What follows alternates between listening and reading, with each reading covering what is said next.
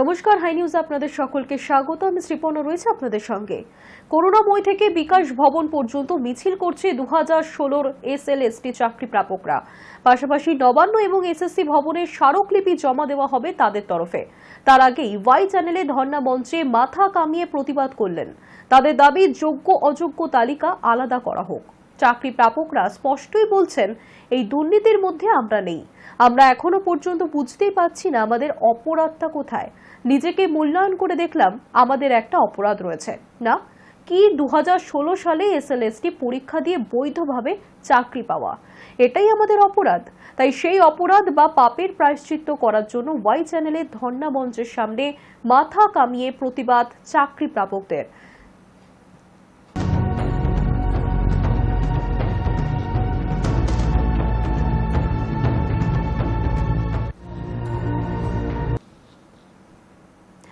সঞ্জয় রায়ের সর্বোচ্চ শাস্তির সওয়াল সিবিআই এর। আরজিকর মেডিকেলে ধর্ষণ খুনের মামলায় সর্বোচ্চ শাস্তির সওয়াল। অত্যন্ত জঘন্যভাবে কর্তব্যরত চিকিৎসককে ধর্ষণ এবং খুন করা হয়েছে। এটা বিরলের মধ্যে বিরলতম অপরাধ। সঞ্জয় রায়ের সর্বোচ্চ সাজা দেওয়া হোক। আদালতে ফাইনাল ক্লোজিং সাবমিশন সিবিআই এর।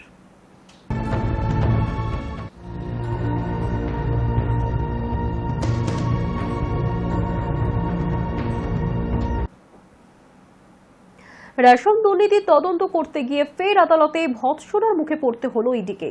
জেলবন্দি প্রাক্তন খাদ্যমন্ত্রী জ্যোতিপ্রিয় মল্লিকের হিসেব বহির্ভূত সম্পত্তির খতিয়ান পেতে 2023 সালের 27 অক্টোবর জ্যোতিপ্রিয় মল্লিককে রেশন দুর্নীতি মামলায় গ্রেফতার করেছিল ইডি। বৃহস্পতিবার বিচার ভবনে ছিল প্রাক্তন খাদ্যমন্ত্রীর জামিনের আর্জির শুনানি। ইডি জ্যোতিপ্রিয় মল্লিকের জামিনের আর্জির বিরোধিতা করলে বিচারক প্রশান্ত মুখোপাধ্যায়ের প্রশ্নের মুখে পড়তে হয়েছে কেন্দ্রীয় এজেন্সির তদন্তকারী অফিসার থেকে আইনজীবীকে। রেশন দুর্নীতির উৎসের কথা জানতে চেয়ে ইডির স্পেশাল কোর্টের বিচারক প্রশ্ন করেছেন, নদিয়ায় যে এফআইআর থেকে সংক্রান্ত তদন্ত শুরু হয়েছিল সেখানে চুরির অভিযোগ রয়েছে, সেটাকে কেন দুর্নীতি বলে উল্লেখ করা হচ্ছে? এর আগে শুনানিতে ইডির তরফে আদালতে দাবি করা হয়েছে রেশন দুর্নীতি তদন্তে একাধিক সরকারি নথি এবং সরকারি অফিসারের সিল পাওয়া গিয়েছে।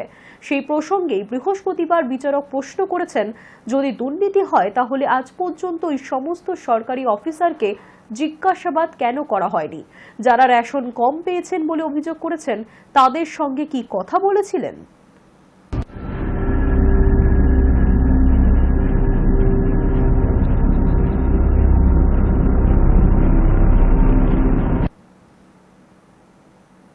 হাসপাতালে ভর্তি সুজয় কৃষ্ণ ভদ্র ওরফে কালীঘাটের কাকু। বৃহস্পতিবারও হল না প্রাথমিকে নিয়োগ দুর্নীতি সংক্রান্ত ইডির মামলার চার্জ গঠন। কালীঘাটে কাকুর আইনজীবীর দাবি এবং বিএম বিড়লা হাসপাতালের রিপোর্ট ঘিরে তৈরি হয়েছে নতুন বিতর্ক। প্রাথমিকে নিয়োগ দুর্নীতি সংক্রান্ত ইডির মামলায় গত 13 ডিসেম্বর পার্থ চট্টোপাধ্যায়ের জামিন মঞ্জুর করেছে সুপ্রিম কোর্ট। আর ওই দিনই সর্বোচ্চ আদালত নির্দেশ দিয়েছে 31 ডিসেম্বরের আগে চার্জ গঠনের বিষয়ে সিদ্ধান্ত নেবে নিম্ন আদালত। জানুয়ারি মাসের দ্বিতীয় এবং তৃতীয় সপ্তাহের মধ্যেই সাক্ষ্য গ্রহণ শেষ করতে হবে। সেই নির্দেশ মেনে গত সোমবার সমস্ত অভিযুক্তকে ইডির বিশেষ আদালতে সশরীরে হাজিরা দিতে বলা হয়েছে। পার্থ চট্টোপাধ্যায়, অর্পিতা মুখোপাধ্যায়, কুন্তল ঘোষ, তাপস মণ্ডলরা হাজির হলেও অসুস্থতার কারণে আদালতে আসতে পারেননি সুজয় কৃষ্ণ ভদ্র, যার জেরে থমকে গিয়েছে চার্জ গঠন।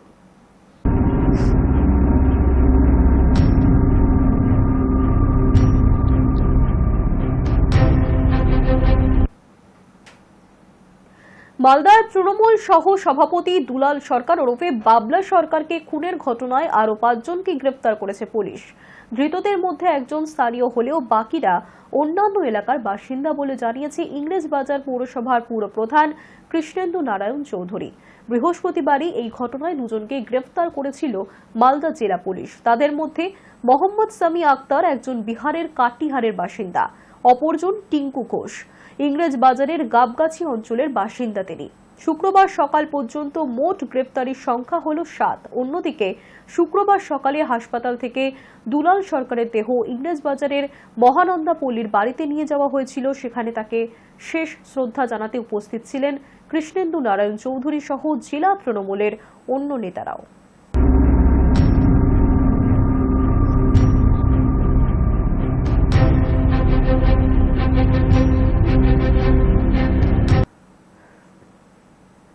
একদিকে যখন মালদায় শাসক নেতা খুনের ঘটনা ঘটছে, তখনই বীরভূমে আরও এক তৃণমূল নেতার প্রাণনাশের আশঙ্কা করছেন। কঙ্কালীতলা পঞ্চায়েতের উপপ্রধানকে খুনের হুমকির অভিযোগ তৃণমূলেরই পঞ্চায়েত সমিতির সভাপতি এবং অঞ্চল সভাপতির বিরুদ্ধে। মঙ্গলবার মালদায় খুন হয়েছেন তৃণমূল কাউন্সিলর দুলাল সরকার, আর সেই ঘটনার রেশ কাটতে না কাটতেই আর এক তৃণমূল নেতাকে দেওয়া হচ্ছে খুনের হুমকি। প্রাণনাশের আশঙ্কায় রয়েছেন বীরভূমের এই তৃণমূল নেতা। দুই তৃণমূল নেতার নামে শান্তিনিকেতন থানায় লিখিত অভিযোগ দায়ের করেছেন শাসক দলের উপপ্রধান।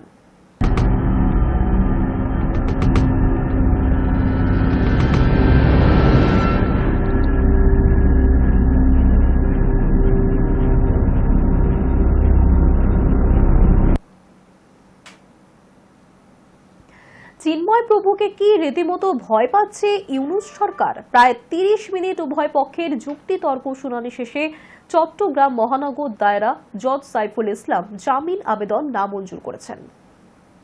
কৃষ্ণ দাসের জামিনের বিরোধিতা করেই ইউনূস সরকারের পক্ষ থেকে আদালতে গতকাল বলা হয়েছিল, চিন্ময় কৃষ্ণ দাসকে জামিন দিলে অরাজকতা দেখা দেবে। এই বিষয়ে পাবলিক প্রসিকিউটর অ্যাডভোকেট মফিজুল হক ভূঁইয়া বাংলাদেশের এক সংবাদ মাধ্যমকে বলেন, প্রায় ৩০ মিনিট উভয় পক্ষের যুক্তিতর্ক শুনানি শেষে চট্টগ্রাম মহানগর দায়রা আদালতের জজ শফিকুল ইসলাম জামিন আবেদন নামঞ্জুর করেন। এই আবহেই প্রশ্ন উঠছে, চিন্ময় প্রভুকে ভয় পাচ্ছে ইউনূসের প্রশাসন। উল্লেখ্য, বাংলাদেশে একের পর এক সাজাপ্রাপ্ত জঙ্গিকে মুক্তি দেওয়া হয়েছে বিগত দিনে, তবে হিন্দু সন্ন্যাসীকে জামিন দেওয়া হলো না। সরকার পক্ষের আইনজীবী বলেন, চিন্ময় কৃষ্ণ দাসের বিরুদ্ধে রাষ্ট্রদ্রোহিতার মতন গুরুতর অভিযোগ আনা হয়েছে। এর সঙ্গে দেশের নিরাপত্তা ও সার্বভৌমত্ব জড়িয়ে রয়েছে। আমরা যুক্তি দিয়েছিলাম যে তিনি যদি জামিন পান তবে অরাজকতার পরিস্থিতি তৈরি হতে পারে। আমরা অতীতেও এমনটা দেখেছি। তিনি হাজার হাজার সমর্থককে বিক্ষোভের জন্য ডেকে আদালত প্রাঙ্গণে উস্কে দিয়েছিলেন। তাই তিনি জামিনের অপব্যবহার করতে পারেন বলে আমরা তার আবেদনের বিরুদ্ধে আন্দোলন করছি। বৃহস্পতিবার চট্টগ্রামের মহানগর দায়রা জজ আদালতে অনুষ্ঠিত হয় চিন্ময় কৃষ্ণ দাসের জামিনের শুনানি। এর আগে চিন্ময় কৃষ্ণ দাসের শুনানির মামলায় কোনো আইনজীবী সওয়াল করতে পারেননি তার হয়ে। তবে ২রা জানুয়ারি অন্তত শুনানিটা হয়। সোশ্যাল মিডিয়ায় একাধিক ভিডিও ভাইরাল হয়েছে, যেখানে দাবি করা হয়েছে আদালতে বিশৃঙ্খলা ছিল। আদালতে ইসকন বিরোধী স্লোগান উঠেছিল। এদিকে আদালতের তরফে পর্যবেক্ষণ করা হয়, যে মামলায় চিন্ময় কৃষ্ণ প্রভু গ্রেপ্তার হয়েছেন তাতে যাবজ্জীবনের সাজা হয়। উল্লেখ্য, চট্টগ্রাম আদালতে জামিনের শুনানিতে বাংলাদেশ সুপ্রিম কোর্টের ১১ আইনজীবীর একটি দল সওয়াল করেন চিন্ময় কৃষ্ণ দাসের হয়ে। এর আগে রবীন্দ্র ঘোষ চট্টগ্রামে গিয়ে চিন্ময় প্রভুর হয়ে সওয়াল করার চেষ্টা করলেও হেনস্থার শিকার হয়েছেন। সেই জায়গায় অপূর্ব কুমার ভট্টাচার্যের নেতৃত্বে ১১ জন আইনজীবী গিয়েছিলেন চিন্ময় প্রভুর হয়ে সওয়াল করতে। এর আগে চট্টগ্রাম বারের ৬০ জন হিন্দু আইনজীবীর বিরুদ্ধে সাইফুল হত্যার মামলার অভিযোগ দায়ের হয়েছিল। অনেকে হুমকি দেওয়ার অভিযোগও উঠেছিল। তবে এর মধ্যে অনেকেই চট্টগ্রাম আদালতে স্বাভাবিকভাবেই প্র্যাকটিস করছেন। তবে সাহস করে কেউ আর চিন্ময় প্রভুর হয়ে মামলা লড়তে সম্মত হয়নি। অভিযোগে আইনজীবীদের হুমকি দেওয়া হয়েছিল, যদিও বার অ্যাসোসিয়েশনের তরফ থেকে সেই অভিযোগ অস্বীকার করা হয়েছে। Hi news net. বছর শুরুতেই ছেয়ে থাকতো গ্রিটিংস কার্ডের দৌরত্ব, আজ তা অতীত। আধুনিক যুগে ছেয়ে গিয়েছে ডিজিটাল মাধ্যম। একটা সময় পর সব হারিয়ে যায়, ভালোবাসা হারিয়ে যায়, বিশ্বাস হারিয়ে যায়, কথা হারিয়ে যায়, শৈশব হারিয়ে যায়। সময়ের দুর্লক্ষ খাতে তলিয়ে যায় স্মৃতিরা, যেমন হারিয়ে গিয়েছে গ্রিটিংস কার্ড। একটা সময় ছিল যখন নতুন বছর শুরুর সাথে সাথেই স্কুল খোলার আনন্দ ও পুরনো বন্ধুদের সঙ্গে আবারও দেখা হওয়ার খুশি মনের দরজায় কড়া নাড়ত। উপরি পাওনা বন্ধুদের জন্য গ্রিটিংস কার্ড, স্কুলের বন্ধুত্বের বার্তা থেকে না বলা প্রেমের প্রস্তাব। নতুন বছরের এই গ্রিটিংস কার্ড যেন হোমিং পিজিয়নের কাজ করত। কিন্তু আজ সেই সবই স্মৃতির পাতায় বলা যায়, কারণ মুছে যাচ্ছে গ্রিটিংস কার্ডের দৌরত্ব। ৯০-এর দশকে এই কার্ডের প্রবণতা ছিল অনেক বেশি। বন্ধু, আত্মীয় স্বজন থেকে শুরু করে সহকর্মীদের মধ্যেও নতুন বছরের শুভেচ্ছা বিনিময়ের জন্য কার্ড দেওয়ার রেওয়াজ ছিল অন্যতম। বাজার জুড়ে তখন দাপিয়ে বেড়াতো বিভিন্ন রকমের বিভিন্ন সাইজের গ্রিটিংস কার্ড। সময়ের পরিবর্তন হয়েছে, সমাজ আধুনিক হয়েছে, কাগজ ছেড়ে হাতে এসেছে ডিজিটাল মাধ্যম, তাই হারিয়ে যাচ্ছে হাতে লেখা গ্রিটিংস কার্ড। বর্তমানে এই চাহিদা প্রায় নেই বললেই চলে। যে ব্যবসায়ীরা আগে বোর্ড সাজিয়ে কার্ড বিক্রি করতেন, তারা এখন নিজেদের দোকান ঘরে বসেই সামান্য কিছু কার্ড বিক্রির চেষ্টা করছেন।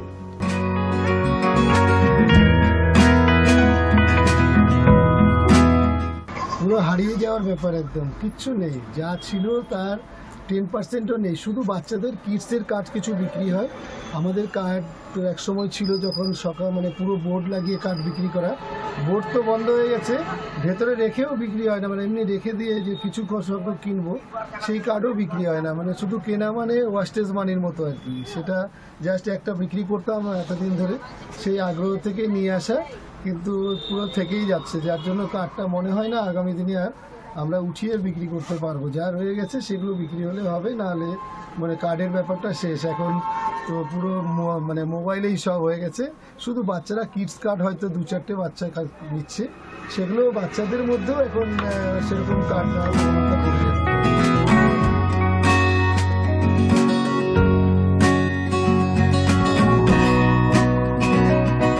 High news network. বিসিসিআই নির্বাচনে অংশ নিতে পারবে না সিএবি, কারণ বিসিসিআই এর ইলেকটোরাল ড্রাফটের চূড়ান্ত তালিকায় নেই সিএবির নাম। নির্বাচনের বাকি 34টি সংস্থা অংশ নিলেও থাকতে পারছে না সিএবি। নির্দিষ্ট সময় নিয়ম মেনে অনলাইনে আবেদন না করায় বাংলার ক্রিকেট বোর্ডে এই ক্ষমতা হারিয়েছে সিএবি। বিসিসিআই এর ইলেকটোরাল অফিসার এ কে জ্যোতি জানিয়েছেন, বাকি 34টি সংস্থায় নির্দিষ্ট সময়ে আবেদনপত্র জমা করলেও বাংলা তা করেনি। ড্রাফট প্রক্রিয়া সম্পূর্ণ হয়ে যাওয়ার পর সিএবি আবেদন পাঠিয়েছে বলে জানানো হয়েছে।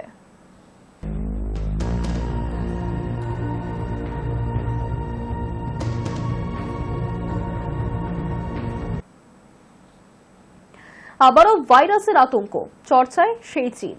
করোনা ভাইরাসের পর এবার চীনে ছড়াচ্ছে নতুন এক ভাইরাস, নাম হিউম্যান মেটা নিউমো ভাইরাস। ঠিক যেমনভাবে 2020 সালের গোড়ায় হু করে প্রথমে চীন এবং তারপর গোটা বিশ্বে করোনা ভাইরাস ছড়িয়ে পড়েছিল, ঠিক একইভাবে মেটা নিউমো ভাইরাসও চীনে দ্রুত হারে ছড়িয়ে পড়ছে। জানা যাচ্ছে ইতিমধ্যেই চীনের বিভিন্ন প্রদেশে হাসপাতালগুলিতে উপচে পড়ছে ভিড়। যে ভিডিও আপনারা দেখছেন সেই ভিডিও সত্যতা যাচাই করেনি হাই নিউজ। শ্মশানেও লাইন পড়ছে শতাধিক সৎকারের জন্য সেই মৃতদেহ। সোশ্যাল মিডিয়ায় একাধিক ভিডিওই ভাইরাল এখন।